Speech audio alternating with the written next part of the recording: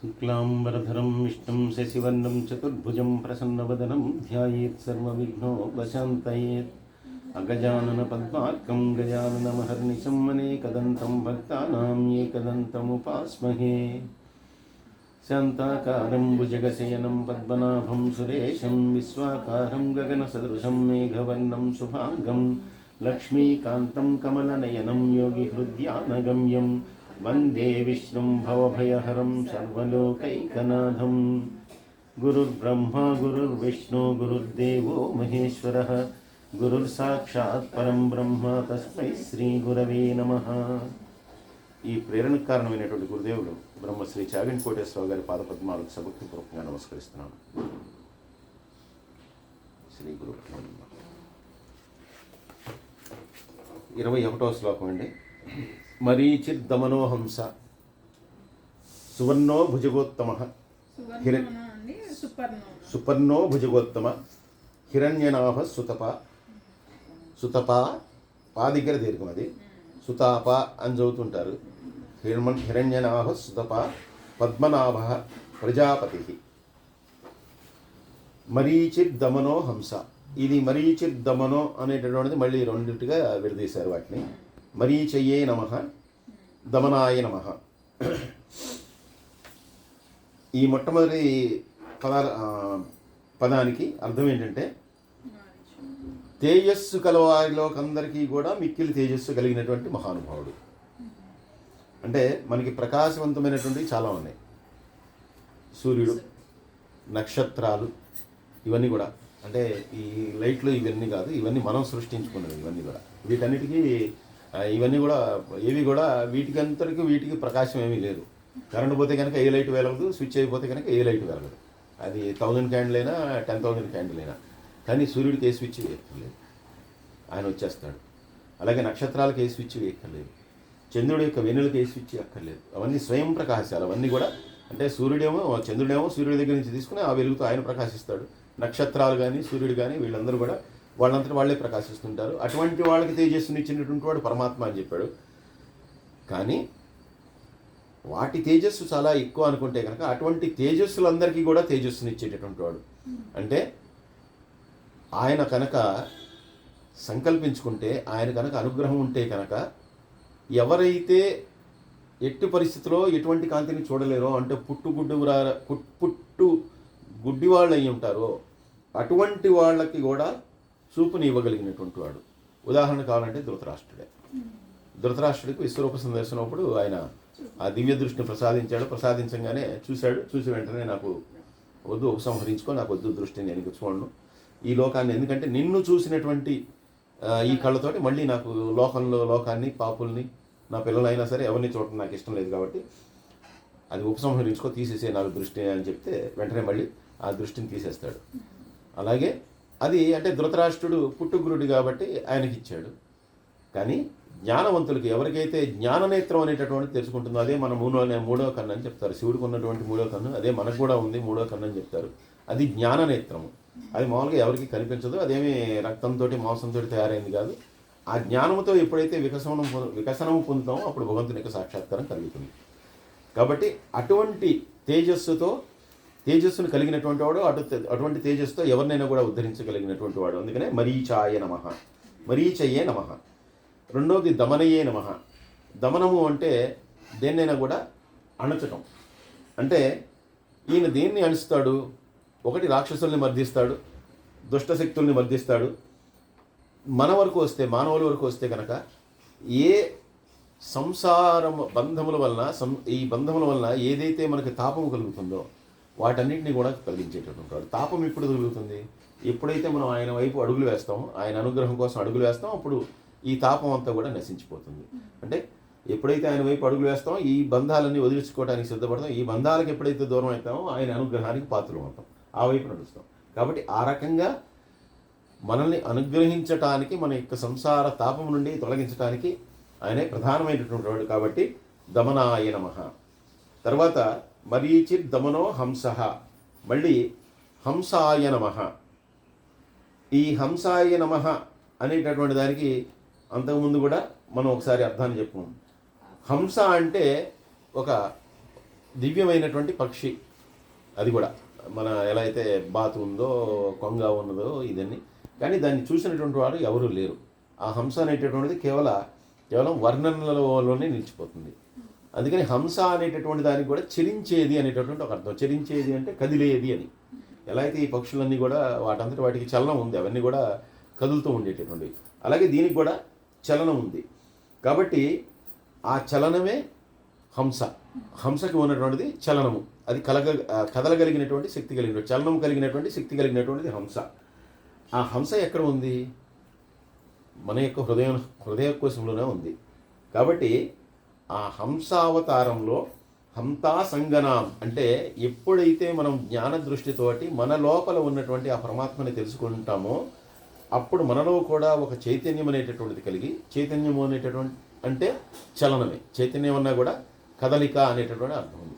ఆ చైతన్యముతోటి మనము ప్రకృతి సంబంధమైనటువంటి బంధాలన్నింటినీ కూడా తొలగించుకొని జ్ఞానము వికసనము పొందినప్పుడు ప్రకృతి బంధాలన్నింటినీ కూడా వదిలించుకొని చైతన్యము కలిగి మనం కూడా ఆ పరమాత్మ దిశగా మనం కూడా అడుగులు వేస్తాం. అంటే అలా అడుగులు వేయటానికి లోపల ఉండేటటువంటి ఆ హంస రూపంలో ఉన్నటువంటి భగవంతుడే మనకి తోడ్పాటును అందజేస్తాడు. అందుకని హంసాయ నమః, అలా హంసలాగా ఉండి మనకి కదలికలిగిని మనకి ఇవ్వగలిగినటువంటి వాడు. తర్వాత సువర్ణాయ నమః. సువర్ణ ఇక్కడ అంటే అక్కడ సంధి కోసం సుపర్ణ, హిరణ్యవర్ణ, మరీచిర్ దమనో హంస సుపర్ణో అని చెప్పన్న, ఇక్కడ సువర్ణాయ నమః అనేటటువంటి నామంతో ఈ సహస్రనామాల్లో వచ్చింది. అంటే ఇట్లా హంసావతారాన్ని, అంటే హంసగా మన యొక్క హృదయ స్థానంలో ఉన్నటువంటి భగవంతుడు ఆయన మనకు తన యొక్క అంటే ప్రతి పక్షికి 2 రెక్కలు ఉంటాయి. ఆయన యొక్క ఉన్నటువంటి అంటే ఆ హంసకి ఉన్నటువంటి 2 రెక్కలు ఏంటంటే ఒకటి భక్తి, ఒకటి జ్ఞానము. మొట్టమొదటి కలగవలసినటువంటి భక్తిదే. భక్తి అనేటటువంటిది మొదటి మెట్టు దేనికైనా సరే. జ్ఞానం అంటే జ్ఞానము నేరుగా జ్ఞానాన్ని సంపాదించడం అనేటటువంటిది సాధ్యమయ్యే పని కాదు. ముందర భక్తి మార్గంలో నడిచిన తర్వాత ఆ జ్ఞానం అనేటటువంటిది మనకి వస్తుంది. కాబట్టి అట్లా భక్తి జ్ఞానము అనేటటువంటి తన యొక్క 2 రెక్కలతోటి మనల్ని ఆ దరికి అంటే ఈ సంసారం నుండి దూరంగా తీసుకువెళ్ళి, ఆ సంసారం నుండి మనం దూరంగా వెళ్ళేందుకు మన చేత అడుగులు వేయించి దాన్ని మనల్ని ఒక దివ్యమైనటువంటి ప్రదేశానికి చేర్చేటటువంటి వాడు. అందువల్ల సువర్ణాయ నమః అంటే దివ్యమైనటువంటి భక్తి జ్ఞానము అని కలిగినటువంటి 2 రెక్కలు కలిగినటువంటి హంసగ రూపంలో మన హృదయ స్థానంలో ఉండేటటువంటి వాడు. భుజగోత్తమాయ నమః అంటే భుజగము అంటే పాము, భుజగ ఉత్తమాయ నమః అంటే సర్పములన్నిటికీ కూడా పూజ్యనీయుడు ఈయనే. అంటే ఎందుకంటే అందుకే ఆయన భుజగ శయనుడు, శాంతాకారం భుజగ శయనం. అదే భుజగం మీద ఆయన పడుకుని ఉంటాడు, ఆదిశేషుని మీద ఆయన పవళించి ఉంటాడు. ఆదిశేషుడు అనేటటువంటి ఆయన కూడా పరమాత్మ యొక్క అంశే, ఆయన కూడా దేవతలే, ఆయన కూడా దేవతల్లో ఒకడే. అటువంటి ఆదిశేషుణ్ణి తన యొక్క పడకగా చేసుకున్నటువంటి వాడు, దాని మీద శయనించి ఉండేటటువంటి వాడు. కాబట్టి అంటే ఆయన మీద శయనించాడు అంటే ఆయనకి పరమ పూజ్యుడైతే కనుక ఆయన పడుకొనిచ్చేది. కాబట్టి అటువంటి భుజగుడు ఎవడైతే ఉన్నాడో ఆయనకి ఉత్తముడు, భుజంగానికి ఉత్తముడు. అంటే ఆ సర్పాలన్నిటి చేత కూడా పూజింపదగిన అర్హత కలిగినటువంటి వాడు ఈ పరమాత్మ విష్ణుమూర్తి. అలాగే హిరణ్యనాభాయ నమః. హిరణ్యనాభాయ నమః. హిరణ్యము అంటే బంగారము అనేటటువంటి అర్థం చెప్పుకున్నాం అంతకుముందు. ఎందుకంటే హిరణ్య గర్భాయ నమః అనేటటువంటిది అంతకుముందు వచ్చింది, హిరణ్య గర్భుడు. అలాగే ఇక్కడ హిరణ్యనాభాయ నమః, ఆయన నాభి స్థానం ఏదైతే ఉందో దాని యందు పద్మము కలిగినటువంటి వాడు. పద్మమునకు కూడా హిరణ్యము అనేటటువంటి మరొక అర్థాన్ని సూచిస్తూ అటువంటి ఆయన యొక్క నాభి ప్రదేశం ఏదైతే ఉందో అది అటువంటి శుభప్రదమైనటువంటి ప్రదేశము. అందుకే పద్మము అక్కడ కొలువై ఉంది. పద్మము సాధారణంగా నీటిలో ఉండేటటువంటిది పద్మము, కానీ ఈయన నాభిస్థానము కూడా సువర్ణమయం అవటం వలన అటువంటి నాభిస్థానంలోంచి ఆ పద్మం అనేటటువంటిది ఉద్భవించింది. అందుకని హిరణ్యనాభుడు. తర్వాత సుతపసే నమః. సుతప అనేటటువంటిది అక్కడ దానిలో వచ్చేటటువంటి శ్లోకంలో వచ్చేటటువంటిది సుతపసే నమః అనేటటువంటిది సహస్రనామాల్లో వచ్చేటటువంటి నామం. సుతపసే నమః. సు అంటే మంచి, ఎక్కడ సా సు అనేటటువంటి అర్థాలు వచ్చినా అవన్నీ కూడా మంచినే సూచిస్తాయి. తపసే నమః. తపసే అంటే తపస్సు చేసేటటువంటి వాడు. అంటే ఇక్కడ ఆయన తపస్సు చేసేవాడు అంటే అనేదానికంటే జ్ఞానము కలిగినటువంటి వాడు, అంటే అద్భుతమైనటువంటి జ్ఞానం కలిగినటువంటి వాడు. ఈ జ్ఞానములో కూడా అద్భుతమైనటువంటి జ్ఞానము, ఎందుకంటే అందరికీ జ్ఞానాన్ని పంచేటటువంటిది ఆయనే. కాబట్టి ఆయనకి తెలియనటువంటి జ్ఞానం కానీ, జ్ఞానములో ఇంకా ఆయన తెలుసుకోవాల్సినటువంటిది కానీ ఏమీ లేదు. ఇంకా మనం తెలుసుకోవాల్సినవి చాలా ఉంటాయి, కానీ ఆయన తెలుసుకోవాల్సినటువంటిది ఏమీ లేదు. కాబట్టి అటువంటి మంచి జ్ఞానాన్ని ప్రసాదించేటటువంటి వాడు.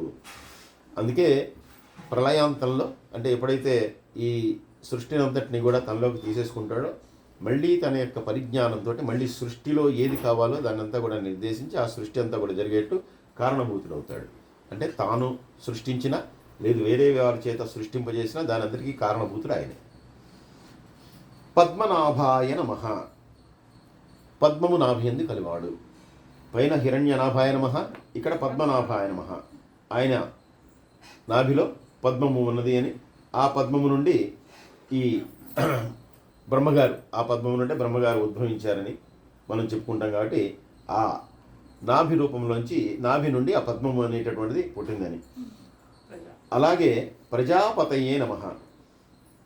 ఆయన జీవులందరికీ ప్రజాపతయే నమః, ప్రజలందరికీ పతయే నమః. ఆయనే సాక్షాత్తు భర్త. భర్త అంటే కేవలం ఇక్కడ భర్త అంటే మన లౌకికమైనటువంటి భర్త అంటే పెనిమిటనో మొగుడనో కాకుండా ఆయనే అందరికీ దిక్కు, ఆయనే భర్త, ఆయనే కాపాడేవాడు, ఆయన రక్షించేటవాడు, ఆయనే భరించువాడు భర్త. అది ఆయనే భరించేటటువంటి వాడు. ఎలాగ సృష్టిని సృజిస్తాడో ఈ సృష్టిని అంతటిని కూడా భరించేది కూడా ఆయనే. కాబట్టి ప్రజాపతయే నమః, ఆయనకి నమస్సులు. తర్వాత శ్లోకం. అమృత్యు సర్వదృక్సింహ సంధాత సంధిమాన్ స్థిర అజో దుర్మర్షణ శాస్త విస్తృతాత్మ సురారిహ. మొట్టమొదటిది అమృత్యు సర్వదృక్సింహ. అమృత్యవే నమః. మొట్టమొదటి పదం అమృత్యు అంటే అమృత్యవే నమః. అమృతము అంటే ఏంటండి? అమృతం ఒకసారి తీసుకుంటే కనుక మరణం అనేటటువంటిది కలగదు. అమృతం అనేటటువంటిది మరణాన్ని దూరం చేసేటటువంటిది, అంటే మృత్యువుకి విరోధి. మృత్యువుకి విరోధి అమృతం. అమృతాన్ని స్వీకరిస్తే కనుక ఇక మృతము అనేటటువంటిది లేదు. ఎవరి జీవితంలో కూడా మృతుడు అవ్వడు వాడు. కాబట్టి మృత్యువునకు విరోధి అయినటువంటి వాడు. అంటే ఈయన మృత్యుదేవతకు కూడా విరోధే. అంటే ఎవరైతే ఆయనని ఆశ్రయిస్తారో వారు అటువంటి అమృతత్వాన్ని పొందగలుగుతారు. ఆ జ్ఞానంతో అటువంటి అమృతత్వాన్ని పొందగలుగుతారు. అలా అమృతత్వాన్ని పొందినటువంటి వాళ్ళు మృత్యువు నుండి దూరం అయిపోతారు. మృత్యువు వాళ్ళకి విరోధం అవుతాడు. కాబట్టి వాళ్ళకి మృత్యువు లేదు. అంటే వాళ్ళకి మృత్యువు లేదు అంటే దాని అర్థము వాళ్ళు చనిపోరు అనేటటువంటి అర్థం కాదు. మృత్యువు లేదు అంటే ఏంటంటే, మృత్యువు అనేటటువంటిది ఎప్పుడు వస్తుంది? దేహం ఉంటే మృత్యు వస్తుంది. అసలు దేహం లేకపోతే లేదు. మళ్ళీ వాళ్ళు తిరిగి రారు కదా. ఎవరైతే ఆయన అనుగ్రహాన్ని పొందారో వాళ్ళందరినీ ఆయన తన దగ్గరికి తీసుకెళ్ళిపోతాడు. అంటే వాళ్ళందరూ కూడా వైకుంఠవాసులు అయిపోతారు, ఆయన భక్తులు అయిపోతారు, ఆయన దగ్గరే ఉండిపోతారు. అలా ఉన్నటువంటి వాడు మళ్ళీ తిరిగి జన్మించాడు. మళ్ళీ జన్మించినటువంటి వాడికి మృత్యువు లేదు. ఇంకా మళ్ళీ ఇక్కడికి వస్తాం కాబట్టి మనకి మృత్యు అనేటటువంటిది ఒకటి ఉంది. ఇక అటువంటి వాళ్ళకి మృత్యు అనేటటువంటిది లేదు. వాళ్ళకి శాశ్వత స్థానం. వాళ్ళందరికీ కూడా జన్మరాహిత్యము శాశ్వత స్థానం. అలాగే ఈయన మృత్యువుకి విరోధి కాబట్టి ఏ మృత్యుదేవతనైతే ఈయన సృజిస్తాడో, ఎందుకంటే మృత్యుదేవత కూడా ఒక పోస్టే, ఒకళ్ళని తీసుకెళ్ళి ఆ పోస్ట్లో కూర్చోబెట్టాడు. ఆవిడ మృత్యుదేవత. అంటే ఎవరెవరికి ఏ కాలంలో మృత్యు రావాలో ఆవిడ నిర్దేశిస్తుంది. ఆ రకంగా ఆవిడ తీసుకెళ్ళిపోతుంటుంది ఆ మృత్యుదేవత అనేటటువంటిది. ఆవిడ స్త్రీ కానీ పురుషుడు కానీ ఎవరైనా సరే. ఆ మృత్యుదేవత కూడా ప్రళయాంతంలో ఆవిడ కూడా మళ్ళీ ఆ మృత్యుదేవత కూడా మళ్ళీ ఆయనలోకి వెళ్ళిపోతుంది. ఎందుకంటే అన్నీ వెళ్ళిపోతాయి. ఇంకా ఏది మిగలదు. బ్రహ్మగారితో సహా ఏ పదార్థం మిగలకుండా అన్నీ వెళ్ళిపోతాయి. ఉండేటటువంటి ఒకే ఒక పదార్థం ఏదైతే ఉందో అదే శాశ్వతము, అదే నిత్యము, అదే అచింత్యము, అదే అక్షయము, అదే పరమాత్మ. కాబట్టి ఆ మృత్యుదేవతకు కూడా ఒకానొక సమయంలో మృత్యు ఉంది, కానీ ఎవరైతే ఈయన యొక్క అనుగ్రహాన్ని పొందుతారో వాళ్ళకి మళ్ళీ మృత్యువు లేదు, వాళ్ళకి తిరిగి రావాల్సినటువంటి అవసరమే లేదు. సర్వదృశే నమః అంటే సర్వమును చూడగలిగినటువంటి వాడు. సర్వదృశే నమః. అమృత్ సర్వదృక్సింహ అనేది కదండి. సర్వదృశే నమః అంటే అంతటినీ కూడా పరికించి చూసేవాడు, పరిశీలించి చూసేవాడు. ఎలా చూస్తాడు? తన యొక్క జ్ఞానంతో చూస్తాడు. అందరినీ కూడా తన యొక్క జ్ఞానముతోటి అందరినీ కూడా చూస్తూ ఉండేటటువంటి వాడు. అలాగే ఎవరైతే శత్రువులు ఉంటారో వాళ్ళని తీక్ష్ణమైనటువంటి దృష్టితో చూస్తాడు. అంటే ఎవరిని ఎలా చూడాలో తన జ్ఞాన దృష్టి కలిగినటువంటి వాడు కాబట్టి ఎవరిని ఎలా చూడాలో వారందరినీ కూడా చూస్తూ ఉంటాడు. అలా అని కొంతమందిని వదిలిపెట్టి కొంతమందినే చూస్తూ ఉండడు. ఆయన కేవలం ఆయన భక్తులను ఆయన అనుగ్రహించవలసిన వాళ్ళు మాత్రమే కేవలం చూస్తూ ఉండడు. ఎవడైతే దుష్టుడు ఉంటాడో వాడిని పరికిస్తుంటాడు, ఎవడైతే సజ్జనుడు ఉంటాడో వాడిని పరికిస్తుంటాడు. వాడికి కావాల్సినటువంటి ఫలాలు వాడికి వస్తాయి, వీడికి కావాల్సినటువంటి వీడికి వస్తాయి. కాబట్టి సర్వులను కూడా సమదృష్టితోటి తన యొక్క జ్ఞానంతో చూస్తూ ఉండేటటువంటి వాడు. సర్వదృశే నమః సమస్తాన్ని కూడా చూస్తూ ఉండేటటువంటి వాడు. సింహాయ నమః. సింహాయ నమః. సింహం అనేటటువంటిది మృగరాజు అనేటటువంటిది దానికి మరొక పేరు. అంటే మృగములన్నిటికీ కూడా అదే అధిపతి. కాబట్టి సింహము అనేటటువంటి జంతువు యొక్క పేరు విన్నా, పేరు తలుచుకున్నా, వాటిని కల్లో దాన్ని చూసుకున్నా కూడా మిగిలిన జంతువులన్నిటికీ కూడా భయమే. ఎందుకంటే ఎవరినైనా సంహరించేటటువంటి శక్తి కేవలం సింహానికే ఉంటుంది. బలమైనటువంటి ఏనుగు కూడా సింహం అంటే ఎదురు నుంచి వస్తే కనుక అది కూడా, వెనక నుంచి వస్తే అది కూడా భయపడుతుంది. ఎందుకంటే సింహంతో అది కూడా పోటీ పడలేదు, సింహమే అక్కడ కూడా గెలుస్తుంది. అందుకే అది మృగరాజు అయింది. అటువంటి నృసింహావతారాన్ని ఎత్తి దుర్జనులందరినీ కూడా దుష్ట శిక్షణ చేసేటటువంటి వాడు పరమాత్మ కాబట్టి సింహాయ నమః. ఆయన సింహంతో ఆయన ఇక్కడ పోల్చారు. అలాగే సంధాత్రే నమః. సంధాత్రే నమః అంటే ఎవరైతే తన యొక్క అనుగ్రహం కోసం, తన యొక్క ఆశ్రయం కోసం తన యొక్క శరణాగతి చేస్తారో వాళ్ళందరినీ కూడా తన దగ్గరికి చేర్చుకునేటటువంటి వాడు. సంధాత్రి నమః వాళ్ళందరినీ కూడా తన దగ్గరికి తీసుకునేటటువంటి వాడు. అనేక మంది శరణాగతులను ఉద్ధరించాడు. గజేంద్రుని కానీ ఇట్లాంటి వాళ్ళందరినీ కూడా ఉద్ధరించాడు. అలాగే ప్రహ్లాదుడు చిన్నప్పటి నుంచి పుట్టుకతోనే ఆయన శ్రీమన్నారాయణ భక్తుడు కాబట్టి అనుక్షణం కూడా ఆ ప్రహ్లాదుని కాపాడుతూనే వచ్చాడు. చిట్ట చివరికి ఇంకా హిరణ్యకశిపుడిని చంపాల్సి వచ్చింది. కానీ లేదంటే కనుక అనుక్షణం ఆయన యొక్క ప్రధాన ఉద్దేశం ఏంటంటే ప్రహ్లాదుని కాపాడటమే. ప్రహ్లాదుని ప్రతి కష్టం నుంచి కాపాడుతూ వచ్చాడు. కానీ చివరికి ఈ హిరణ్యకశిపుడే మితిమీరినటువంటి అహంకారంతో ఇంకా ఆయన్ని రప్పించుకున్నాడు, ఆయన చేతిలో ప్రాణాలు వదిలేశాడు. లేదంటే కనుక రావటం ఈయన ఎప్పుడైతే మొట్టమొదటిసారో రెండోసారి ఇబ్బంది పెట్టినప్పుడు ఆయన నృసింహావతారంతో వచ్చేసి ఈయనేమి శిక్షించలేదు. ఈయన ఎప్పుడైతే మళ్ళీ ఈయన యొక్క ఇది అహంకారం అనేటటువంటిది మితిమీరిపోయిందో అప్పుడు మాత్రం ఆయన్ని శిక్షించవలసి వచ్చింది. కానీ ప్రధానమైనటువంటి ఉద్దేశం ఎప్పుడు కూడా ప్రహ్లాదుని రక్షించడం, ప్రహ్లాదుని సంరక్షించడం, కాపాడటం, ఆయన్ని దగ్గరికి తీసుకోవడం. తర్వాత సంధిమతే నమః. సంధాత సంధిమాన్ స్థిరః అనేది మనం చదువుతాం. సంధిమతే నమః. ఇది ధీ కాదు, సంధి. ధీకి కింద మళ్ళీ గుర్తు ఉంటుంది. సంధి. ఇది సంధిమతే నమః అంటే భక్తులందరితో కూడా మమేకమై ఎప్పుడూ కూడా వాళ్ళ హృదయ స్థానంలో కలిసిపోయి ఉండేటటువంటి, వాళ్ళతో పాటు కలిసిపోయి ఉండేటటువంటి వాడు. అందుకని ఎప్పుడు కూడా ఆయన భక్తులతో, ఆయన యొక్క పరమ భక్తులు ఎవరైతే ఉంటారో వాళ్ళందరి చేత గానం చేయబడుతూ ఉంటాడు, వాళ్ళందరి చేత కూడా కీర్తింపబడుతూ ఉంటాడు, వాళ్ళందరి చేత కూడా పూజింపబడుతూ ఉంటాడు. వాళ్ళతోనే కలిసి ఉంటాడు, భక్తులందరితో కలిసి ఉంటాడు. ఆయనకి అమ్మవారి కంటే, తన యొక్క వైకుంఠ స్థానం కంటే, తన యొక్క పదవి కంటే, తన యొక్క గొప్పదనం కంటే, వీటన్నిటినీ మించినటువంటి ఇష్టం ఏదైతే ఉందంటే భక్తుడే. అందుకే భక్తుడి కోసం ఏదైనా చేస్తాడు. అందుకే గజేంద్రుడు అలా పిలిచినప్పుడు ఆయన ఉన్నటువంటివన్నీ కూడా వదిలేసి పరుగున వచ్చేసి వెంటనే కాపాడాడు. కాబట్టి భక్తులతో మమేకమై ఉండేటటువంటి వాడు. తర్వాత స్థిరాయ నమః. ఎప్పుడూ కూడా స్థిరముగా ఉండేటటువంటి వాడు. అంటే ఆయన ఏదైతే ధర్మం ఏదైతే ఉందో ధర్మానికి, సత్యానికి, వీటన్నిటికీ ఆయన స్థిరముగా ఉంటాడు. ఎప్పుడు కూడా ఆయన వాటిలోనే ఉంటాడు. కాబట్టి ఎవరైతే ఈ ధర్మాన్ని, సత్యాన్ని, వీటన్ని ఆశ్రయించి ఉంటారో వాళ్ళందరూ కూడా భగవంతుని చేరడానికి మార్గం అనేటటువంటిది సుగమవుతుంది. ఎందుకంటే అన్నిట్లో కూడా ధర్మాన్ని ఆచరించడం అనేటటువంటిది అంత సాధ్యమయ్యేటటువంటి పని కాదు. మనం అనేకమైనటువంటి అధర్మాలు చేస్తుంటాం. ఎందుకంటే పూర్తిగా ధర్మబద్ధంగా జీవించాలి అనేటటువంటిది చాలా క్లిష్టమైనటువంటి పరిస్థితి. అలాగే పూర్తిగా సత్యము పలకాలి అనేటటువంటిది కూడా చాలా కష్టమైనటువంటిది. మరి సత్యరిస్తుంది ఆ సత్యం పలకటం వల్లే ఆయన అన్ని రకాలైనటువంటి ఇబ్బందులు పడ్డాడు. కానీ ఎన్ని ఇబ్బందులు పడినా కేవలం దాన్నే ఆశ్రయిస్తే కనుక చివరికి ఆయనే అనుగ్రహిస్తాడు. అటువంటి వాళ్ళనే అనుగ్రహిస్తాడు. అలాగే ఎవరైతే ధర్మాన్ని ఆశ్రయించి ఉంటారో వాళ్ళని అనుగ్రహిస్తాడు. మళ్ళీ దానికి కారణం అనేక మంది మహానుభావులు ఉన్నారు. అలాగే ఒక రాముడు కానీ సాక్షాత్తు ధర్మస్వరూపుడుగా వచ్చాడు కాబట్టి ఆయన ఎప్పుడూ ధర్మాన్ని ఆశ్రయించాడు. అందువల్ల అనేకమైనటువంటి కష్టాలు ఆయన పడ్డా చివరికి అంతిమంగా విజయం ఆయన్నే వరించింది. అలాగే ధర్మాన్ని ఆశ్రయించి ఉండేటటువంటి వాడు, సత్యాన్ని నమ్ముకుని ఉండేటటువంటి వాడు ఎప్పుడైనా కూడా ఆ భగవంతుని యొక్క పాదాలనే చేరతాడు. కాబట్టి ఆ స్థిరంగా ఈయన ఎప్పుడు కూడా వాటికి నిలబడి దానికి కట్టుబడి ఉండేటటువంటి వాడు. అజాయ నమః. అజాయ నమః అంటే మనలాంటి పుట్టుక లేనటువంటి వాడు. అంటే మనందరం కూడా తల్లి యొక్క గర్భంలోంచి జన్మించాం. కానీ ఆయన కేవలం సంకల్ప మాత్రం చేత మాత్రమే ఉద్భవిస్తాడు ఆయన.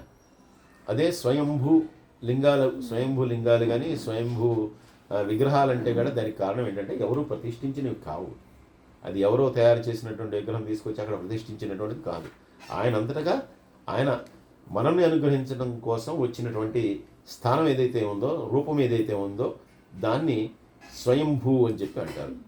అక్కడికక్కడ ఆయన ఉద్భవిస్తాడు. ఆ ఉద్భవించినప్పుడు ఏంటంటే అది దేవుడికి ఎటువంటి రూపం లేదు అని మనకి చెప్తారు. ఆయనకు ఒక రూపం లేదు, ఒక నామం లేదు, ఒక గుణము లేదు. ఇవన్నీ కూడా మనం ఎలా అనుకుంటే అలా, ఈశ్వరుడు అనుకుంటే ఈశ్వరుడు, కేశవుడు అనుకుంటే కేశవుడు, వినాయకుడు అనుకుంటే వినాయకుడు, ఆంజనేయుడు అనుకుంటే ఆంజనేయుడు. అందుకని ఆ వచ్చేటటువంటి విగ్రహం అక్కడ వచ్చేటటువంటి ఇదేదైతే ఉందో, ఆ స్వయంభూగా ఉద్భవించేటటువంటిది ఏదైతే ఉందో అది కూడా మనం అనుకున్నటువంటి రూపంలో ఉండదు. అది వేరే రూపంలోనే ఉంటుంది. కానీ దాని తర్వాత ఏం చేస్తారంటే దాన్ని మనం ఏ రకంగా అయితే ఆ దేవుళ్ళను కొలుస్తామో ఆ రూపంలో దాన్ని అక్కడ ప్రతిష్ఠిస్తారు. అందుకని మీరు స్వయంభూ లింగంగా మనం చూసేటటువంటిది అక్కడ లింగంగా, స్వయంభూగా చూసేటటువంటి విగ్రహం అలా ఉండదు. తర్వాత ఆ విగ్రహాన్ని ప్రతిష్ఠించారు మన కోసం. ఎందుకంటే మనకి వెంకటేశ్వర స్వామి అంటే అలాగే ఉండాలి, మనకు అలా ఉంటేనే వెంకటేశ్వర స్వామి. అలా లేడనుకోండి ఆయన వెంకటేశ్వర స్వామి అని చెప్పినా మనం ఒప్పుకోం. అందుకని మళ్ళీ ఆ వెంకటేశ్వర స్వామిని ఆ రకంగా తీర్చిదిద్దుతారు. రాముడు అంటే రాముడిని ఆ రకంగా తీర్చిదిద్దేనే మనకు రాముడు, కృష్ణుడు అంటే అలా ఉంటేనే కృష్ణుడు. కానీ ఆ విగ్రహాలు అసలైనటువంటి మూల విరాట్ అంటారు. మూల విరాట్లు ఎప్పుడు కూడా వేరేగా ఉంటాయి. అక్కడ వచ్చినటువంటి దాని మీద ఉన్నటువంటి శంకు చక్రాలను బట్టో దేన్ని బట్టో ఇది వైష్ణవమా శైవమా అనేటటువంటి నిర్ణయించి దాని ప్రకారంగా ఆ నిర్మాణం జరిపిస్తారు వాళ్ళు. మీకు కావాలంటే ఇక్కడ మనకి దగ్గరలో ఉన్నటువంటి క్షేత్రం జమలాపురం కూడా స్వయంభూ వెంకటేశ్వరుడు అని చెప్తారు. అక్కడ కూడా మీకు కనిపించేటటువంటి వెంకటేశ్వరుడు కాదు, స్వయంభూ కింద ఉంటుంది, ఒక చిన్న గుట్టలాగా ఉంటుంది, అది స్వయంభూగా అక్కడ వచ్చినటువంటిది. కేవలం దాని మీద శంఖము చక్రమే ఉంటాయి. ఈ వినాయకుడిని వీళ్ళు ఈ వెంకటేశ్వర స్వామిని వీళ్ళు ప్రతిష్ఠించినటువంటిది అనమాట. అలాగే ప్రతి చోట కూడా అలాగే ఉంటుంది అనమాట. దానికి వీళ్ళు చేస్తారు. మన ఆచారం ఆంజనేయ స్వామి జమలాపురం కూడా వెళ్ళక్కర్లేదు. ఈయన కూడా ఏంటంటే అలా ఆంజనేయ స్వామి లాగా వాళ్ళ కిరీటాన్ని దాన్ని పెట్టి అలాగా రూపంలాగా ఒక ఆంజనేయ స్వామి రూపంలాగా తయారు చేస్తారు. ఎందుకంటే అలా ఉంటేనే మనకు ఆంజనేయుడు, లేదంటే కనుక మనకు ఆంజనేయుడు కాదు. అలా అజాయ నమః, తల్లి గర్భం నుండి ఆయన ఉద్భవించలేదు, తనంతటా తానుగా తాను ఉద్భవించాడు. దుర్మర్షణాయ నమః అంటే శత్రువులకు శక్యము కానటువంటి వాడు. అంటే ఎంత గొప్ప పరాక్రమం కలిగినటువంటి వాడైనా, ఎంత గొప్ప వరాలు పొందినటువంటి వాడైనా, వరప్రభావైనా ఎవరైనా కూడా ఆ పరమాత్మ ముందర ఆయనతో ఎవరు కూడా యుద్ధాన్ని చేయలేరు, ఆయన ముందర ఎవరు జయించలేరు. వారు ఎంత గొప్పవారైనా కూడా వాళ్ళందరూ కూడా ఆయన చేతిలో ఓడిపోవాల్సిందే. ఆయన ముందర వాళ్ళందరూ కూడా ఎవరు నిలవలేరు, ఎదురుపడి నిలవలేరు. కాబట్టి శత్రువుల చేత సహింపలేనటువంటి వాళ్ళు.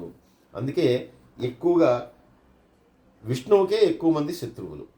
ఎందుకంటే శత్రువులందరినీ కూడా ఎక్కువగా మర్దించేది ఈయనే. వరాలను ఇచ్చేటటువంటిది ఆ ఈశ్వరుడు బ్రహ్మగారు అయితే కనుక శత్రువులన్నింటినీ కూడా అందరినీ ఎక్కువ మందిని మర్దించింది ఈయనే. కాబట్టి శత్రువులందరికీ కూడా ఈ విష్ణువు అంటే భయం. అందువల్ల శత్రువులు రాక్షసుల్లో ప్రత్యేకించి ఈయన్ని పూజించేటటువంటి వాళ్ళు చాలా తక్కువ మంది. ఈయనకందరూ విరోధులే. రాక్షసులందరికీ ఈయన విరోధే. అలాగే శాస్త్రే నమః, అంటే శాస్త్రే నమః, సర్వ వేదములు కూడా ఈయన దగ్గర నుంచి వచ్చినటువంటివే, వేదాలన్నింటినీ కూడా ఈయన నుంచి వచ్చినటువంటివే. కాబట్టి ఆ వేద శాస్త్రాలన్నింటినీ కూడా తెలిసినటువంటి వాడు, ఆ వేద శాస్త్రాల చేత జీవులందరినీ కూడా శాసించేటటువంటి వాడు. వేదాల వల్ల శాసించడం ఏంటి? వేదాలంటే అధికారం, అంటే వేదాలు అంటే మనకి చూపేటటువంటి మార్గము. వేదం అంటే ధర్మాన్ని, మనం ఏమి చేయాలి, ఏమి చేయకూడదు, ఏది ఎలా చేయాలి, వీటన్నిటిని కూడా నిర్దేశించింది వేదాలే. పూజ ఎలా చేయాలి, వ్రతాన్ని ఎలా చేయాలి, ఒక యాగాన్ని ఎలా చేయాలి, ధర్మబద్ధమైనటువంటి జీవితాన్ని ఎలా గడపాలి, భార్య అంటే ఎవరు, భర్త అంటే ఎవరు, భార్యకు ఉండేటటువంటి లక్షణాలు ఏమిటి, భర్తకు ఉండవలసినటువంటి లక్షణాలు ఏమిటి, కాపురం, ప్రతి విషయం కూడా మనకి ప్రామాణికం ఏది అంటే వేదమే. వేదంలో చెప్పిందని మనం చేస్తూ ఉంటాం. అందుకే పెళ్ళిలో అన్ని వేద మంత్రాల మధ్య పెళ్లి జరిగింది అంటారు. అంటే అటువంటి మంత్రార్థాలు మనకి తెలిసినా తెలియకపోయినా ఆ వేద మంత్రాల నడుము మాత్రమే ఆ వివాహం అనేటటువంటి ఒక కార్యాన్ని జరిపిస్తారు. ఎందుకంటే వాళ్ళిద్దరూ కూడా ఒకళ్ళతో ఒకళ్ళు కలిసి జీవితాంతం ఉండాలి అనేటటువంటిది. కాబట్టి అటువంటి ధర్మాలన్నింటినీ కూడా నిర్దేశించి ఇలా ఉండాలి అని జీవులకు తెలియజేసేటటువంటి ఈశ్వరుడు ఎవరైతే ఉన్నాడో ఆయనకు నమస్కారము. శాస్త్రే నమః, విశ్వతాత్మనే నమః. అంటే ఊహించినటువంటి రీతిలో, ఎవరూ ఊహించినటువంటి రీతిలో తన యొక్క గొప్పదైనటువంటి ప్రభావంతో ఏ రకంగా అయినా కూడా తాను ఆ రూపాన్ని తీసుకోగలిగినట్టున్నాడు. ఆ రకంగా భూమి మీద కానీ లేదంటే అవసరమైన చోట కానీ ఆయన ఉద్భవించగలిగినటువంటి వాడు. ఎవరు కూడా పరమాత్మ కావాలని ఒక వరాహ రూపంలోనో లేదంటే ఒక కూర్మ రూపంలోనో లేదంటే ఒక నరసింహ రూపంలోనో వస్తారని చెప్పి ఎవరు ఊహించరు. కానీ ఎవరి ఊహకు అందనటువంటి విధంగా ఆ రూపంలో ఆయన వచ్చి ఆ రూపంలో భక్తుల్ని అనుగ్రహించేటటువంటి వాడు. ఎందుకంటే విశ్వతాత్మనే నమః, సకలమైనటువంటి ఆత్మలు కూడా చివరికి ఆయనలోకి వెళ్ళిపోతాయి. కాబట్టి ఏ ఆత్మలో ఏ దేహాన్నైనా ఆయన ధరించగలడు, ఏ రూపాన్నైనా ఆయన పొందగలడు, ఏ రూపంలో అయినా వచ్చి ఏ రకంగా అయినా కూడా ఆయన అనుగ్రహించగలడు. సురారిఘ్నే నమః, సురారిఘ్నే నమః అంటే దేవతల యొక్క శత్రువులు ఎవరైతే ఉంటారో వాళ్ళందరినీ మర్దించేటటువంటి వాడు. దేవతల యొక్క శత్రువులు ఎవరు ఉంటారు? రాక్షసులే ఉంటారు. కాబట్టి రాక్షసులందరినీ కూడా మర్దించేటటువంటి వాడు. అటువంటి పరమాత్మకి నమస్కారము. గురుతమో ధామ, సత్య పరాక్రమ, నిమిషో అనిమిష స్రగ్వి, వాచస్పతి వృధారథి. గురుతమో ధామ, సత్య పరాక్రమ. ఇందులో మొట్టమొదటి పదము గురుత్తుమ్నాయ నమః, గురుత్తమ్నాయ నమః. అంటే ప్రథమమైనటువంటి గురువు, మొట్టమొదటి గురువు ఎవరైనా ఉన్నారంటే ఆయన పరమాత్మే. ఎందుకంటే సకల వేదములు సకల ఉపనిషత్తులు అన్నీ కూడా తెలిసినటువంటి వాడు, లోకానికి అందించినటువంటి వాడు ఆయనే. కాబట్టి మిగిలినటువంటి గురువులందరూ కూడా తర్వాత వచ్చినటువంటి వాళ్ళు. ప్రథమ గురువు అంటే ఏ గురువునైతే మనం గురువు అంటామో, అంటే వ్యాస భగవానుడు 18 పురాణాలు రాశాడు కాబట్టి, లేదు వాల్మీకి రామాయణాన్ని రాశాడు కాబట్టి వీళ్ళందరూ, లేదంటే వశిష్ఠాది మహర్షులు కానీ, అత్రి మహర్షి కానీ, అగస్త్య మహర్షి కానీ, ఇటువంటి వాళ్ళు అనేకమైనటువంటి శ్లోకాలను కానీ స్తోత్రాలను కానీ మనకు అందరికీ తెలియజేశారనుకుంటే మరి వాళ్ళందరికీ చెప్పినటువంటి వాడు ఎవడు? ఆది గురువు, ప్రథమ గురువు ఎవరైతే ఉన్నాడో ఆయన సాక్షాత్తు పరమాత్మ. ఆయన దగ్గర నుంచి వచ్చినటువంటివే. అలాగే ధామ్నే నమః, గురుతమో ధామ, ధామ్నే నమః. సత్పురుషులందరికీ కూడా స్థానమైనటువంటి వాడు, యోగులకు గతి అయినటువంటి వాడు. ఎందుకంటే ఎవరైతే జ్ఞానంతో ప్రకాశిస్తారో, ఎవరైతే ధర్మాన్ని ఆశ్రయించి ఉంటారో, ఎవరైతే సత్యాన్ని ఆశ్రయించి ఉంటారో వాళ్ళందరూ కూడా తమ యొక్క జ్ఞానంతో వివేకంతో పరమాత్మను చేరుకుంటారు. అంటే ఆ వైకుంఠంలో ఏ స్థానంలో అయితే పరమాత్మ ఉంటాడో ఆ స్థానంలో ఉండేటటువంటిది ఎవరు? కేవలం సత్పురుషులే ఉంటారు. ఆ సత్పురుషులందరికీ కూడా స్థానమైనటువంటి వాడు ఆయనే స్థానం. అంటే వైకుంఠము అంటే అదే ఒక ప్రదేశం కాదు, మన విజయవాడలాగా మన అపార్ట్మెంట్ లాగా ఒక ప్రదేశం ఏం కాదు. వైకుంఠం అంటే ఆయన నివసించేటటువంటి స్థానం. కాబట్టి ఆయనే స్థానం. ఇంకా ఆ సత్పురుషులందరికీ ఆయనే స్థానం. అలాగే యోగులు కూడా వాళ్ళకి ఏది కావాలి? చివరికి ఆయన యొక్క పాదాలే కావాలి. కాబట్టి యోగులకు కూడా ఆయనే గతి, చిట్ట చివరి గతి ఆయనే. యోగులందరూ కూడా ఆ యోగాభ్యాసం చేసేది కానీ, అష్టాంగ యోగాల్ని చేసేది కానీ, ఇవన్నీ కూడా ఆయన్ని చేరుకోవడానికి. కాబట్టి యోగులకి గతి ఆయనే, అలాగే సత్పురుషులకి స్థానం ఆయనే. అలాగే సత్యాయ నమః, సత్యనారాయణ స్వామి. సత్యాయ నమః, ఎప్పుడు కూడా సజ్జనులకి మేలు చేసేటటువంటి వాడు. అలా అయితే రామో విగ్రహవాన్ ధర్మ అని అంటామో, అలాగే సత్యనారాయణ అవతారం ఏదైతే ఉందో, సత్యనారాయణ స్వామిగా మనం పూజించేటటువంటి పరమాత్మ ఎవరైతే ఉన్నాడో సాక్షాత్తు సత్యం యొక్క ప్రతీక. ఎందుకంటే దాంట్లో అన్నీ కూడా దానిలో సంబంధించినటువంటి సత్యనారాయణ వ్రతం చేసుకున్న తర్వాత వచ్చేటటువంటి కథలన్నీ కూడా ఏముంటాయండి, అన్నింటిలో కూడా సత్యం పలకాలి. ఎందుకంటే ఎక్కడైతే ఏవైతే జరగలేదో, సత్యం ప్రకారం జరగలేదో అక్కడన్నీ కూడా వాళ్ళు ఇబ్బందులు పడ్డారు. మళ్ళీ వాళ్ళు తర్వాత మళ్ళీ ఉద్ధరింపబడ్డారు. కాబట్టి సత్యమును ఆశ్రయించి ఉంటే కనుక ఆ నారాయణుడు, సత్యనారాయణుడు ఆయన అనుగ్రహిస్తాడు. అందుకే ఆయన సత్యనారాయణుడు. మామూలుగా నారాయణుడు, ఈయన సత్యనారాయణుడు. సత్యపరాక్రమాయ నమః అంటే సత్యపరాక్రమము. ఈయన యొక్క పరాక్రమం ఎలా ఉంటుందంటే, అంటే ఎవరిని ఇచ్చేస్తారంటే, ఈయనది ఒకళ్ళకి మంచి చేస్తూ ఇంకోళ్ళని చెడు చేద్దామనేటటువంటి ఉద్దేశంతో కానీ, లేదంటే ఒకళ్ళని నాశనం చేయాలనేటువంటి ఉద్దేశం లేనటువంటి పరాక్రమం. అంటే కేవలం ఎవరైతే సత్యాన్ని ఆశ్రయించి ఉంటారో వారి కోసం మాత్రమే ఆయన యొక్క పరాక్రమం అనేటటువంటిది ఉపయోగిస్తాడు. ఆ సత్యాన్ని ఆశ్రయించినటువంటి వాడికి, కపటంతో కూడినటువంటి వాడికి, దుర్జనుడికి ఎప్పుడు కూడా సహాయం చేయడు. ఆయన ఎప్పుడు కూడా అటువంటి వాడికి సహాయపడడు. కాబట్టి వ్యర్థము కానటువంటి పరాక్రమం. ఎందుకంటే సత్యాన్ని ఆశ్రయించి ఉండేటటువంటి వాళ్ళకే ఆయన యొక్క పరాక్రమాన్ని ఇచ్చేస్తుంటాడు. కాబట్టి ఆయన యొక్క పరాక్రమం ఏదైతే ఉందో అది ఎప్పుడు కూడా వ్యర్థము కాదు, అది ఎప్పుడు వేస్ట్ కాదు. ఎందుకంటే తప్పకుండా జయం ఇందే. అందుకే సంజయుడు ఒక్క మాటలో చెప్పాడు, ఎత్ర ఏగేశ్వర కృష్ణో ఎత్ర పార్థో ధనుర్ధర తత్ర శ్రీర్ విజయోభూతి ధ్రువానీతి మమాహ. కృష్ణుడు ఎక్కడ ఉంటే అక్కడ గెలుపు ఉంటుంది. ఎందుకంటే కృష్ణుడు ఎక్కడ ఉన్నాడో అక్కడ ధర్మం ఉంది. ముందుగా ధర్మం ఉంది, అక్కడ ధర్మం ఉంది కాబట్టి ధర్మమే గెలుస్తుంది. అంతే.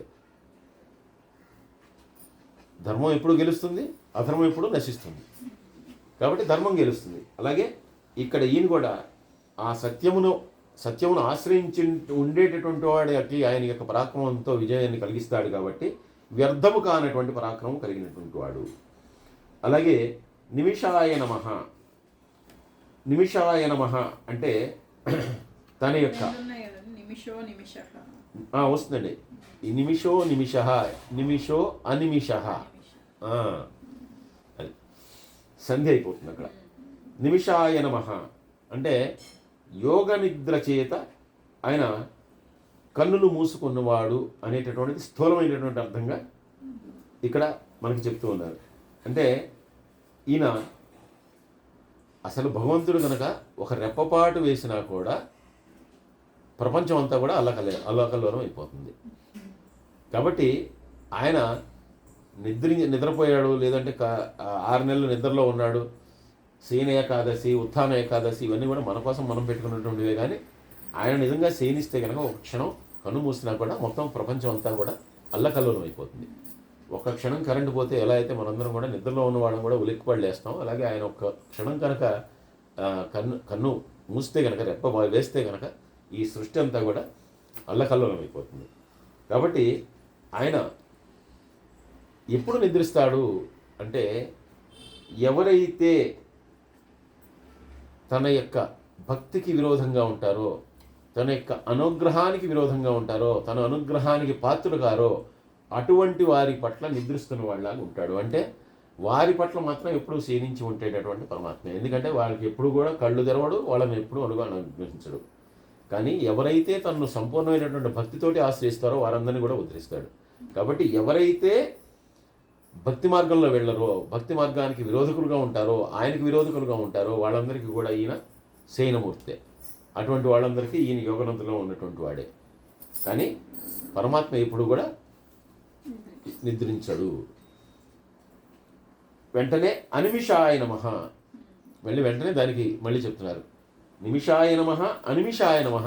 అనిమిషాయ నమః అంటే ఆ అనేటటువంటిది ఎప్పుడైతే ఈ సంస్కృతంలో దీనికి ముందర వస్తుందో దానికి వ్యతిరేక అర్థం అనమాట. అంటే ఎప్పుడూ జాగరూకుడే ఉండేటువంటి వాడు, ఎప్పుడూ నిద్రించినటువంటి వాడు, ఎల్లకాలం కూడా ఆయన మేలుకునే ఉంటాడు.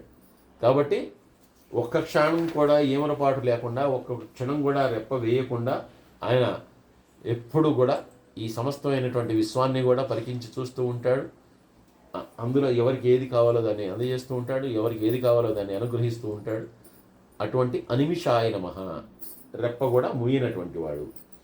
తర్వాత స్వగ్రిణే నమః. ఈయన బ్రహ్మగారు ఎప్పుడైతే వేదాలన్నింటినీ కూడా ఆ హిరణ్యాక్షుడు అనేటటువంటి వాడు తీసుకుని వెళ్ళిపోయాడు, మొట్టమొదటి వచ్చి బ్రహ్మగారు చెప్పినటువంటిది ఈయనకే. బ్రహ్మగారు వచ్చి ఈ విష్ణువుకి చెప్తారు, ఈ రకంగా మొత్తం వేదాలన్నింటినీ కూడా ఒక రాక్షసుడు అపహరించుకొని వెళ్ళిపోయాడు అని చెప్పినప్పుడు ఈయన వెంటనే మత్స్య రూపాన్ని ధరించి, ఎందుకంటే ఆయన ఎక్కడో నీటిలోకి పాతాళ లోకంలో వెళ్ళిపోయాడు, నీటిలో సముద్రంలోకి వెళ్ళిపోయిన తర్వాత ఇప్పుడు వాటన్నిటిని తీసుకురావాలంటే మరి చేప రూపాన్ని ధరిస్తేనే నీటిలో ఉండేటువంటి చేప కాబట్టి ఆ భయంకరమైనటువంటి ఒక మత్స్య రూపాన్ని ధరించి ఆ మత్స్య రూపంలో వెళ్ళి ఆ వెంటనే ఆ హిరణ్యాక్షుని వధించి అవన్నీ కూడా తీసుకొచ్చాడు, ఆ వేదాలన్నీ కూడా తీసుకొచ్చాడు. వేదాలన్నీ కూడా తీసుకొచ్చేటప్పుడు ఈయన మళ్ళీ ఆ రూపంలో ఉన్నటువంటి, అంటే మత్స్య రూపంలో ఉన్నటువంటి తనని మళ్ళీ దేవతలందరూ కూడా గుర్తుపట్టడానికి వీలుగా ఆయన దివ్యమైనటువంటి ఒక పుష్పమాలను ధరించాడట. అది వైజయంతి అనేటటువంటి పుష్పమాలను ధరించాడు. ఎందుకంటే విష్ణుమూర్తి వేసుకునేటటువంటి మాలని వైజయంతి మాల అంటారు. ఆయన వేసుకునేటటువంటి ఒక అలంకారపు మాలని దాన్ని వైజయంతి మాల అంటారు. అందువలన ఆ వైజయంతి మాలను వేసుకునేటువంటి వాడు కాబట్టి స్రగ్వీణే నమః అంటే కంఠస్థానం నందు పూలదండలను ధరించినటువంటి వాడు అనేటటువంటి అర్థాన్ని చెప్తున్నారు. అలాగే మనకి ఈ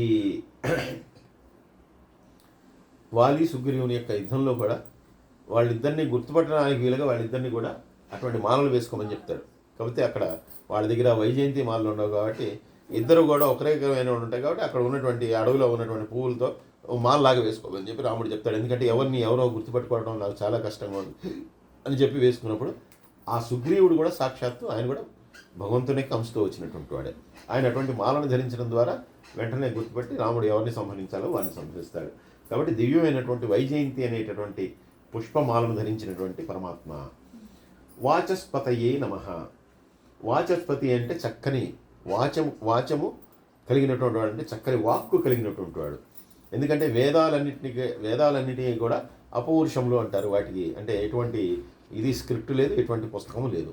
అవన్నీ కేవలం ఏంటంటే ఒకళ్ళ నుంచి ఒకళ్ళకి కేవలం దీని మాటల ద్వారా మాత్రం, నోటి ద్వారా మాత్రమే తెలియపరిచేటటువంటి. అందువల్ల అటువంటి వేదాలన్నింటినీ కూడా ఆయన రక్షిస్తాడు, ఆయన శాసిస్తాడు, ఆయనే వేదాలన్నింటినీ కూడా అందజేశాడు. అటువంటి వాడు వేదాలన్నింటినీ కూడా అందరికీ మరి ఆయనే తెలియజేశాడు. వేదాలన్నింటినీ కూడా అంటే అందరికీ అంటే ప్రతి వాళ్ళకి అని కాదు, ఎవరైతే వేదాలని తర్వాత తరాలకి తెలియజేస్తూ వచ్చారో అటువంటి వాళ్ళకి ముందరగా వేదాల్ని తెలియజేసినటువంటి వాడు ఆయనే. అలాగే వేదాలు ఎప్పుడైతే అపహరింపబడ్డాయో మళ్ళీ తీసుకొచ్చి మళ్ళీ ఆ వేదాలన్నింటినీ కూడా ఉద్ధరించి ఆ వేదాలన్నింటినీ కూడా మళ్ళీ వివరించి అందరికీ చెప్పినటువంటి వాడు కూడా ఆయనే. కాబట్టి అటువంటి వాచస్పతునికి నమస్కారము. మహర్షులందరికీ కూడా వేదాల్ని అందించినటువంటి వాడు. ఉదారధియే నమః. ఉదారధియే అంటే దానగుణముతో కూడినటువంటి బుద్ధి కలిగినటువంటి వాడు. అంటే భగవంతుడికి దానగుణము ఏమిటి? ఆయన ఎవరికి ఏం దానం చేయాలంటే అన్నీ దానం చేయాలి. మనకి జ్ఞానాన్ని మనకి దానం చేయాలి, ఐశ్వర్యాన్ని దానం చేయాలి, సంపదల్ని దానం చేయాలి, బుద్ధిని దానం చేయాలి. అసలు మనకి మన అంగాలన్నీ దేని పని అది చేయాలంటే వాటన్నిటిని కూడా అన్నీ కూడా ఆయన యొక్క దానమే, ఆయన యొక్క భిక్షే. కాబట్టి అటువంటి ఉదారధియే నమః, ఉదారమైనటువంటి స్వభావంతో అటువంటి దానగుణము కలిగినటువంటి వాడు. అగ్రణీర్ గ్రామణీ శ్రీమాన్ న్యాయో నేత సమీరణః సహస్రమూర్ధ విశ్వాత్మ సహస్రాక్ష సహస్రపాత్. అగ్రణ్యే నమః. అగ్రణ్యే నమః అంటే చాలా అగ్రస్థానములో ఉన్నటువంటి వాడు. ఎందుకంటే అందరికంటే కూడా ఉన్నతుడు ఆయనే, ఆయనకంటే ఉన్నతుడు అనేటటువంటి వాడు లేడు. కాబట్టి ఆయన అటువంటి అగ్రస్థానంలో ఉన్నటువంటి వాడు. అలాగే ఎవరైతే తన్ను నమ్ముతారో వారందరినీ కూడా అటువంటి ఉన్నతమైనటువంటి స్థానానికి తీసుకెళ్ళినటువంటి వాడు, వారందరినీ కూడా ఉద్ధరించగలిగినటువంటి వాడు, ఆ స్థానానికి తీసుకెళ్ళినటువంటి వాడు. అగ్రణీ గ్రామణీ శ్రీమాన్, అదే కదా శ్లోకం. రెండోది గ్రామణ్యే నమః, గ్రామణ్యే నమః రెండవది. గ్రామణ్యే నమః అంటే ఈ భూత సముదాయం ఏదైతే ఉందో, అంటే ప్రాణులు ఏవైతే ఉన్నాయో వీటన్నిటికీ నాయకుడు ఆయనే, ప్రాణులందరికీ కూడా నాయకుడు ఆయనే. కాబట్టి ఉపాసకులందరినీ కూడా, అంటే ఎవరైతే తన్ని ఉపాసిస్తారో, అది కేవలం ఒక మానవుడు కావచ్చు, ఒక జంతువు కావచ్చు, ఎవరైనా కావచ్చు, వాళ్ళందరినీ కూడా తన దరికి చేర్చుకునేటటువంటి వాడు, వాళ్ళందరినీ కూడా.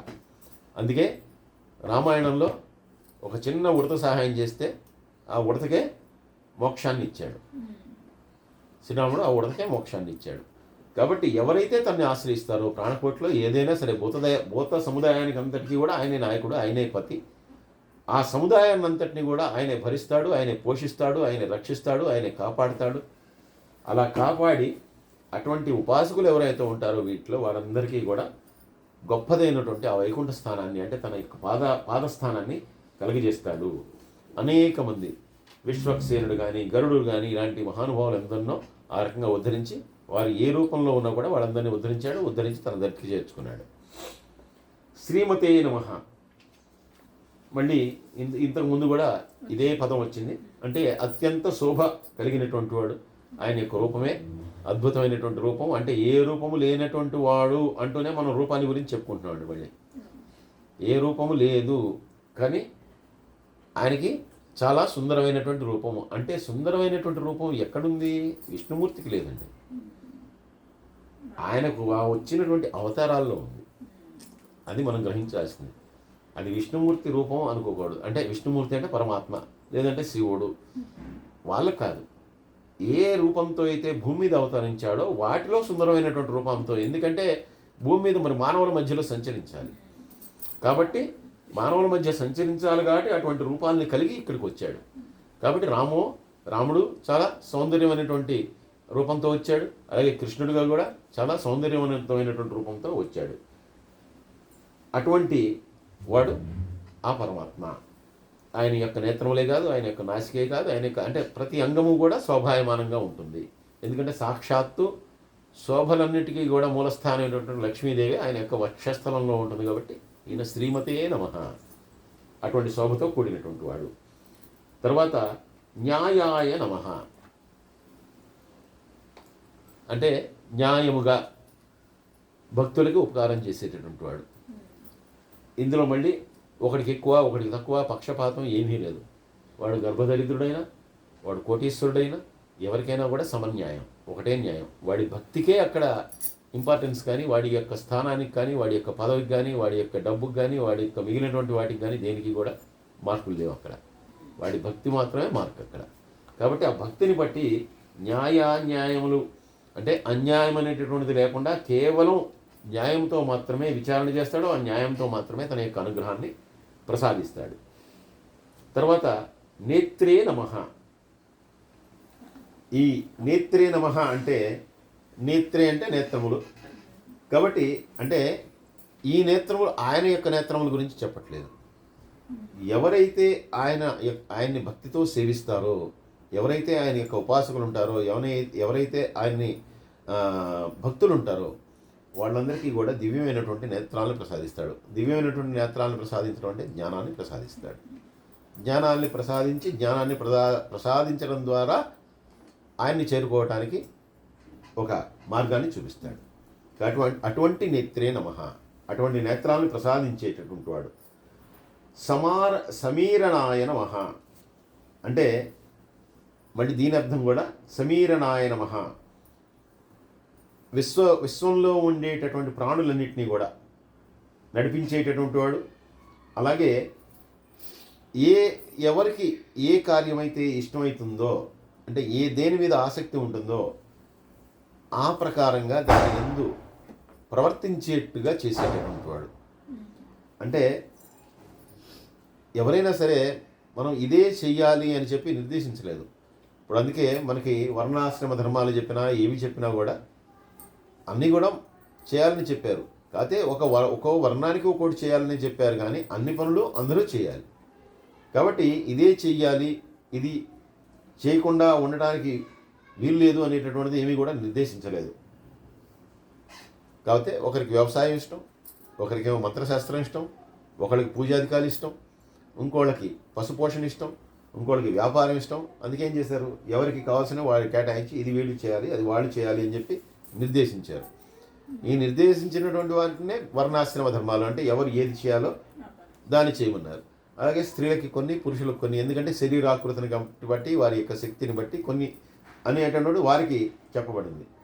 కాబట్టి ఎవరికి ఏదైతే ఇష్టం ఉంటుందో దాని ప్రకారంగా వాళ్ళని చేత ఆ కార్యక్రమాలను నిర్వర్తింపజేసేటటువంటి వాడు. సహస్రమూర్ధ్నే నమః అంటే అనేకమైనటువంటి శిరస్సులు కలిగినటువంటి వాడు. మూర్ధ్నే నమః, మూర్ధ్న స్నానము అంటే కనుక మూర్ధ్న స్థానము అంటే కనుక ఈ శిరస్థానము అనేటటువంటిది, అంటే ఈ స్థానాన్ని మూర్ధ్న స్నానము అంటారు, ఈ స్థానము. కాబట్టి సహస్ర శీర్ష పురుష అని చెప్పి మనం చెప్పుకుంటాం. సహస్ర శీర్ష పురుష, సహస్రాక్ష, సహస్రపాద అని చెప్పి ఆయన చెప్పుకుంటాం. అందువల్ల అనేకమైనటువంటి శిరస్సులు కలిగినటువంటి వాడు, కాబట్టి అనేకమైనటువంటి మూర్ధ్న స్థానములు కలిగినటువంటి వాడు. తర్వాత విశ్వాత్మనే నమః, విశ్వ ఆత్మనే నమః. ప్రపంచమునంతటికీ కూడా ఆత్మ అయినటువంటి వాడు ఆయనే.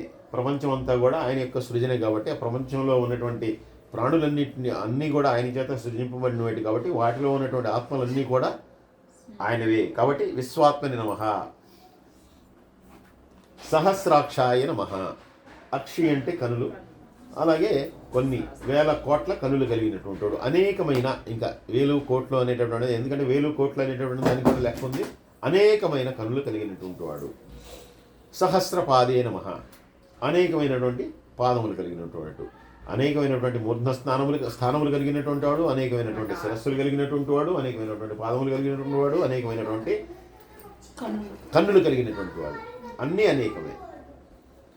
ఆవర్తనో నివృత్తాత్మ సవృత సంవృత సంప్రమర్ధన అహ సంవర్తకో వహ్ని అనిలో ధరణీధర. పాదములండి. పాద్ చివరికి సహస్రపాద్ అని ముగిస్తాడు కదా, పాదములు. సహస్రాక్ష సహస్రపాద్, పాదములు కలిగినటువంటి వాడు. ఇంకా పాదయ నమః ఉండదు. శ్లోకంలో శ్లోకం వచ్చేసరికి ఏంటంటే అవన్నీ శ్లోకాలు మనం చదువుకోవడానికి వేరుగా వాటిని కట్ చేసి పెట్టినాం అనమాట. అది ఛందస్సులో.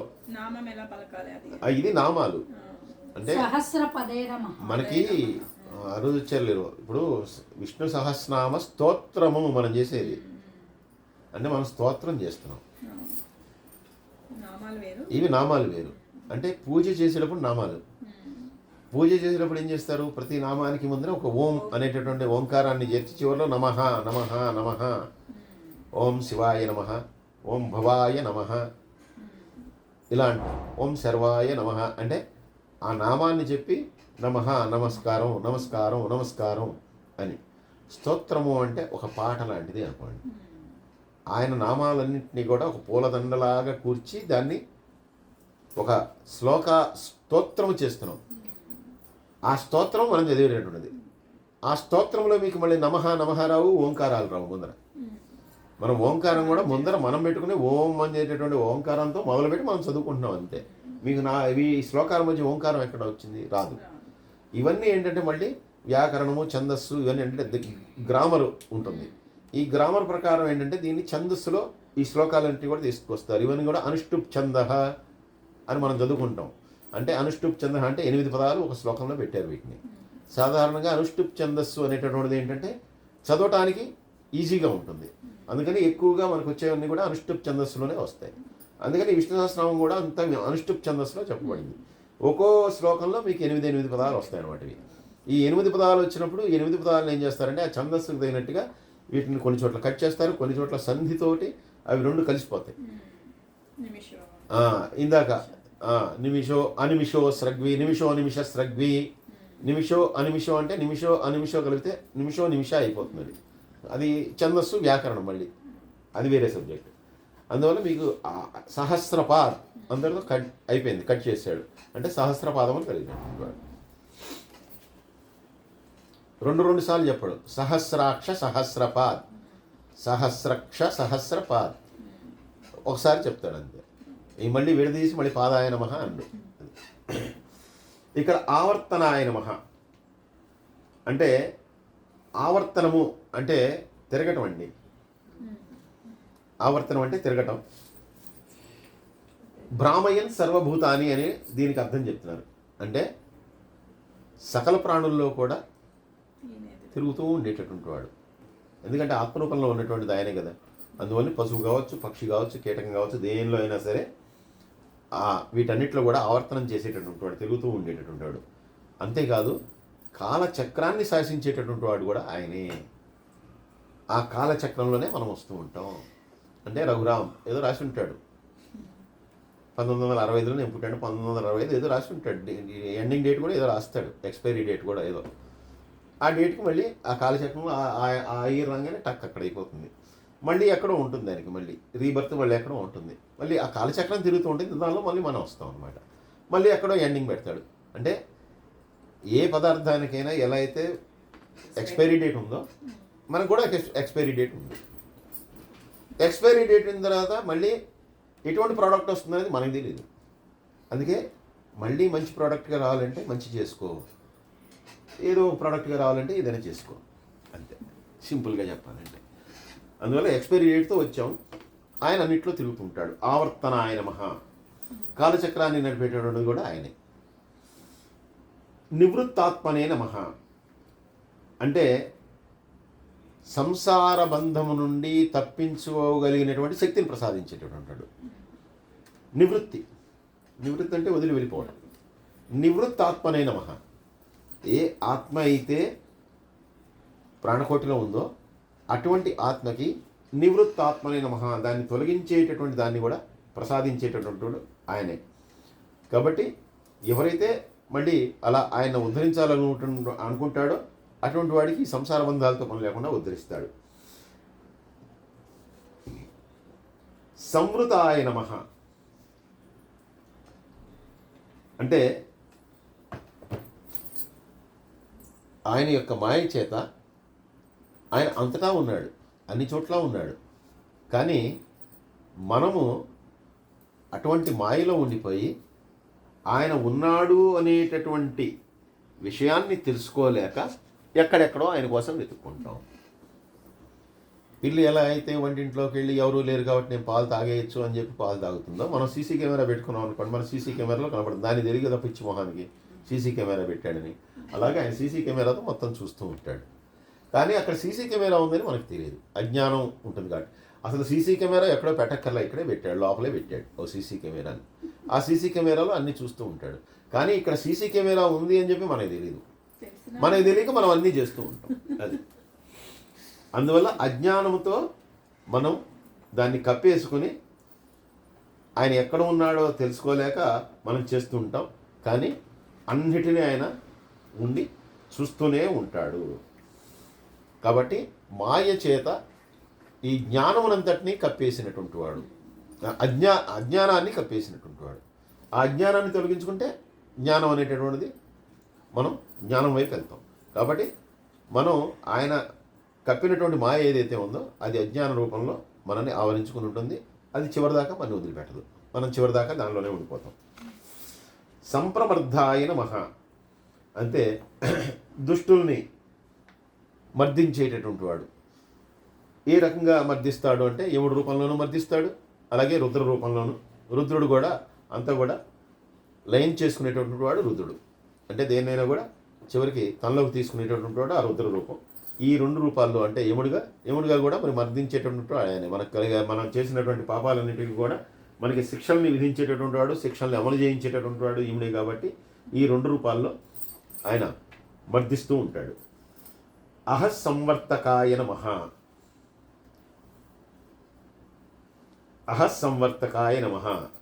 ఇందాక సంవృతాయ నమః, అంతకుముందు ఆవర్తనాయ నమః అంటే అన్ని చోట్ల కూడా వ్యాపించి ఉండేటటువంటి వాడు, అన్ని చోట్ల కూడా భ్రమించేటటువంటి వాడు. ఇక్కడ అహస్సంవర్తకాయ నమః అంటే అహన్ అనేటటువంటి శబ్దానికి కాలము అనేటటువంటి అర్థాన్ని చెప్తూ అహన్ సంవర్తకాయ నమః, కాలంతో పాటు తిరుగుతూ ఉండేటటువంటి వాడు. కాలంతో పాటు తిరుగుతుండేటటువంటి వాడు అంటే ఎగ్జాంపుల్ ఏంటంటే సూర్యుడు. ఉదయం వస్తాడు, సాయంత్రం వెళ్ళిపోతాడు, మళ్ళీ ఉదయం వస్తాడు, సాయంత్రం వెళ్ళిపోతాడు. అంటే కాలంతో పాటు చిరుస్తూ ఉన్నాడు, కాలంతో పాటు కనిపిస్తూ ఉన్నాడు, మనకు తెలియకుండా కనిపించకుండా ఉన్నాడు. ఆయన వెళ్ళిపోయాడంటే ఎక్కడికి వెళ్ళిపోలే, అయితే మనకు కనిపించడం అంతే, వేరే వాళ్ళకి కనిపిస్తున్నాడు అక్కడ. కాబట్టి కాలంతో పాటు చిరిస్తూ ఉన్నటువంటి వాడు. తర్వాత వహ్నయే నమః. వహ్నయే నమః అనేటటువంటి దానికి అర్థం ఏంటంటే యజ్ఞయాగాదుల్లో ఇచ్చేటటువంటి హవిర్భాగములు ఏవైతే ఉన్నాయో అవన్నీ కూడా తీసుకెళ్ళి దేవతలకు అందించేటటువంటి వాడు. అంటే